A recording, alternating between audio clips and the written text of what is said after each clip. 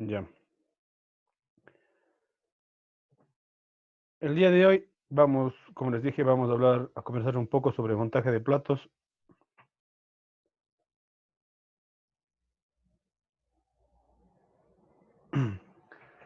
Como ya les había estado contando un poquito, sí, esta parte del montaje de platos es algo muy chévere. Yo creo que es la parte más creativa que nosotros despertamos, la parte artística de cada cocinero.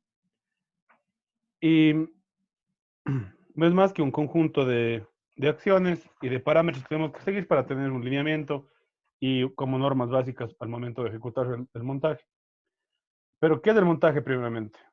Sí, habilidades culinarias es una combinación de forma armónica de diferentes ingredientes de una receta, donde ustedes pueden combinar color, sabor, métodos de cocción, decoración, texturas, ¿sí? ¿Y dónde contiene todo esto? En un plato, ¿sí? Que es básicamente un plato donde es un conjunto de elementos que están combinados de una forma armónica, ¿sí? Donde se vea que se pueden llevar muy bien los ingredientes.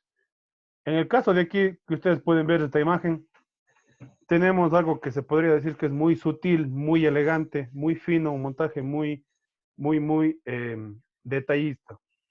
Como pueden ustedes observar, tenemos 5 preparaciones en realidad aquí, que en conjunto hacen un plato.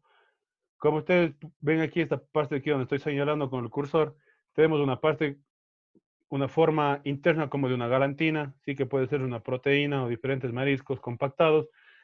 Y la parte de acá arriba, si ven una tuile sumamente delicada, muy simétrica, con diferentes tipos de círculos dentro que simulan una devanada de un queso muy maduro, ¿sí? Que puede basarse en una harina más queso. Hay muchas posibilidades de crear este tipo de tuile, Sí, ¿sí? Pero vemos la forma para que se hizo completamente cuadrada y después le doblaron para que se alinee a la simetría de la galantina. Tenemos por otro lado un mousse, sí, donde tenemos caviar y al mismo tiempo tenemos texturas que se asemejan al caviar, pero con diferentes tonalidades. Tenemos esta parte de aquí de la copa, que por general en la época romana iban los huevos benedictinos o huevos a la copa, ¿sí? Que eran huevos muy elegantes que se comía por lo general en el desayuno, que iban los huevos iban dentro de la copa de plata, que eran huevos diseñados perfectamente para esta preparación. Tenemos por otro lado algo que parece ser un huevo, ¿sí? No sabemos si es una panacota, si es un mousse, pero lo que sí sabemos es que está con una combinación de una trufa que sí mismo fue costada simétricamente para que encaje en la punta del huevo. Una emulsión inestable, vemos por aquí, si ven, vemos la separación entre grasa y un poco de líquido. Tiene brillo y en la parte de acá que tenemos un pescado con diferentes tipos de elementos. Como ustedes ven acá, son porciones pequeñas, pero que en conjunto forman un plato fuerte. Vemos una emulsión de acá que también puede ser de aceituna verde o aguacate. Hay muchas posibilidades de lo que nos quiera decir aquí el ejecutor o el que realizó todo este tipo de montaje, pero vemos algo que a simple vista se ve delicado, sutil, muy simétrico, elegante, ¿sí? Fino, se podría decir también. Ya, entonces como ven, tenemos aquí un tipo de montaje que ustedes cuando vean algo parecido, que hay un solo plato donde hay como que 5 presentaciones separadas y que tiene las mismas tonalidades, ustedes pueden decir ya que parece que es la firma del autor, ¿sí? Tenemos aquí como características principales de un plato, para un montaje de un plato, todas las opciones que siempre nos han venido diciendo ya en la escuela, sí, que es siempre basado en la proteína, guarniciones de almidones, verduras, la salsa y otros tipos de elementos, detalles o decoraciones. Ya, en el caso de las proteínas, ¿qué vamos a poner? Todo tipo, absolutamente todo tipo que sean de carnes, que sea un género cárnico, van dentro de proteínas. Y también ahorita ya hay nuevos casos, sí, tenemos casos de los que son vegetarianos, sí, o de los que son veganos, que ya buscan nuevas formas de proteína de diferentes derivados. o de diferentes productos. Tenemos el caso de los veganos que consumen muchas proteínas de hongos, sí, de leguminosas también, que también pueden reemplazar en esta parte de aquí de la proteína. Eh, Les voy a contar de un plato yo que me parece uno de los platos más interesantes que yo he creado por concepto. Por decoración podría estar ligeramente monocromático, pero por concepto es una creación, me podría decir, buena, he recibido muy buenas críticas. Imagínense ustedes, todo el mundo sabe que por lo general los que viven o conocen Yunguilla, Santa Isabel, las zonas cálidas, crece siempre plátano. Y por lo general un plátano, sí, o un guineo, la planta da los frutos una sola vez y se corta la planta, esta se cae, se muere, se descompone y abona a los demás hijos que ya, las plantas pequeñas que están creciendo, hasta que llegue a su madurez y va a pasar de nuevo con la fruta y se va a morir y así sucesivamente. Deben haber notado las personas que han visto este tipo de árbol que está ya en proceso de putrefacción en el piso, ¿sí? Que empiezan a crear, a criarse o a nacer un tipo de hongos, ¿sí? Que son característicos de estos de aquí. Que son así como los que han ido al Supermaxi o a cualquier supermercado, han visto hongos ostras o shiitakes, que a diferencia de los hongos champiñón, no son redonditos del sombrero, sino son planos, ya que más parecen unas orejas. Hay este hongo que crece en esta planta, del guineo o del banano que está en proceso de putrefacción, se llaman orejas de Judas, ¿sí? Que tiene como característica cargadísimo de nutrientes, cargadísimo de proteína y cargadísimo de sabor. ¿A qué sabe? Imagínense ustedes un champiñón más una reducción de, o una mermelada de guineo o de plátano, sabe así, ¿ya? Ligeramente dulce, entonces yo utilicé este tipo de proteína como proteína de mi plato principal. ¿Cuál era la guarnición que vemos aquí de almidón? Era un puré, sí, el puré del mismo plátano, de la fruta, que un proceso más una mantequilla avellanada, una textura completamente increíble, pasada por licuadora, por tamiz, y un poco después dado a varilla para que se ingrese un poco de aire, para que sea sumamente terso, ¿sí? Que sea más espumoso. Y la parte de las verduras se podría considerar también, por la gran cantidad de agua que tiene los hongos, se podría considerar la parte de las verduras, pero aparte también tenía crocantes de la cáscara del guineo, ¿sí? La cáscara del guineo, que les cociné, les llevé un proceso de deshidratación, les sequé, les corté con una tijera así como un cabello de ángel lo más fino, y luego le llevé a fritura profunda y eran crocantes, sumamente crocantes, como si ustedes estuvieran comiéndose una especie de tuile, ¿sí? O de la pata de cigarret, así, algo parecido como el cono, más delgado, más sutil, como el barquillo, así, completamente riquísimo, potente en sabor. Que era la parte crocante que iba sobre esto.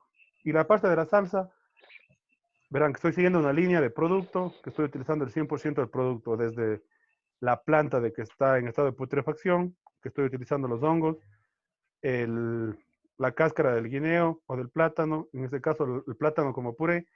Y en salsa, ¿qué podría realizar? ¿Quién me dice que cree que es una buena opción para realizar este plato? ¿Qué salsa ustedes escogerían para tener el concepto de que tiene que ser algo de guineo mismo?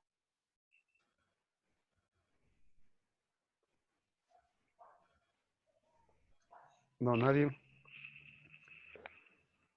Sí, ustedes cuando tengan demasiado exceso de plátanos maduros y que digan, ya no sé qué hacer con esto, ya he comido plátanos todos los días y sigo con plátanos, simplemente cojan los plátanos como tal, cojan, pongan en una funda o en un tupper completamente impermeable, amárrenle bien a la funda o al tupper, sí, y le déjenle ahí en estado de descomposición.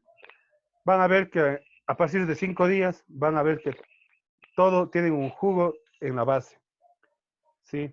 Que el guineo por sí empezó a botar todos sus jugos y empezó a descomponerse la parte de la cáscara de la pulpa. Usted tiene un proceso de fermentación ahí que se utiliza con la fructosa, el azúcar de la fruta, más los azúcares naturales de la fruta. Entonces, tienen un, un vinagre, ¿sí? ¿Qué sabor tiene? A plátano o a guineo, el caso que sea. Cargadísimo de sabor. Entonces, ¿cuál fue mi opción de salsa? Sí, hacer una reducción como vinagre balsámico con un poco de panela y saltear con un poco estos champiñones, estas orejas de Judas que les dije, que son los ojos de la planta, los hongos de la planta, perdón. Sí, entonces ya tenemos un concepto muy, muy centrado, donde yo me basé en 100% hacer con todo lo de la planta del guineo. ¿Sí? Tengo desde que la planta está en descomposición, tengo cáscaras de que por lo general se botan a la basura, eh, tengo la fruta como tal y tengo también un proceso de una fermentación a través de la fruta del guineo también, que en este caso es una vinagreta. Tengo todos los complementos, tengo almidones, sí. Tengo vegetales, sí, unos hongos, tengo proteínas en los hongos también. Tengo la salsa también y tengo este quinto elemento decorativo también. Sí, que era la parte de los crocantes que hice con las cáscaras de banana. Entonces, para que vean que ustedes, con cosas tan simples, con cosas tal vez menospreciadas, como este caso las cáscaras que botamos, o tenemos maduros que están ya están muy maduros, sí, podemos hacer cosas increíbles. Sí, es simplemente para que vean más o menos la tendencia, ustedes a dónde pueden llegar, de cómo entender la gastronomía. Perdón. La parte de guarniciones, almidón, sí, se refiere a todos los almidones y carbohidratos.